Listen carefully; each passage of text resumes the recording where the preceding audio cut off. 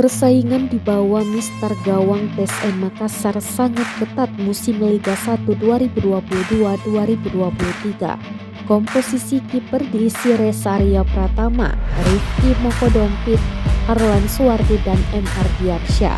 Sejauh ini, Reza Arya Pratama berhasil merebut hati sang pelatih, Bernardo Tavares. Dia mampu mengungguli 3 kiper lainnya. Kiper 22 tahun ini terus menjalani pilihan di bawah Mister Gawang Laskar Pinisi di berbagai kompetisi.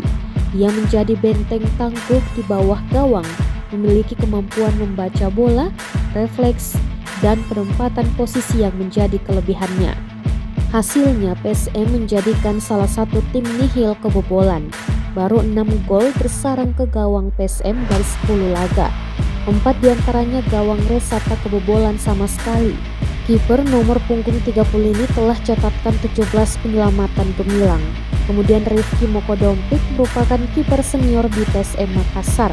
Dia juga bukanlah orang baru di PSM Makassar.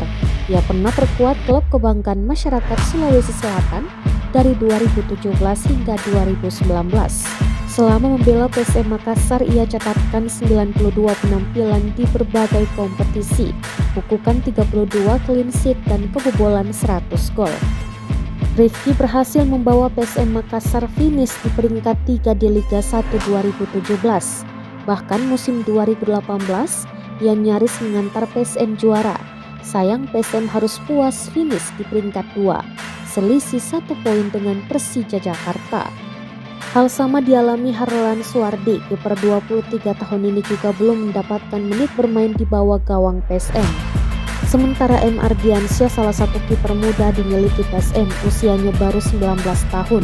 Namun Ardiansyah belum pernah mendapatkan menit bermain bersama PSM. Ia masih berada di bawah bayang-bayang seniornya.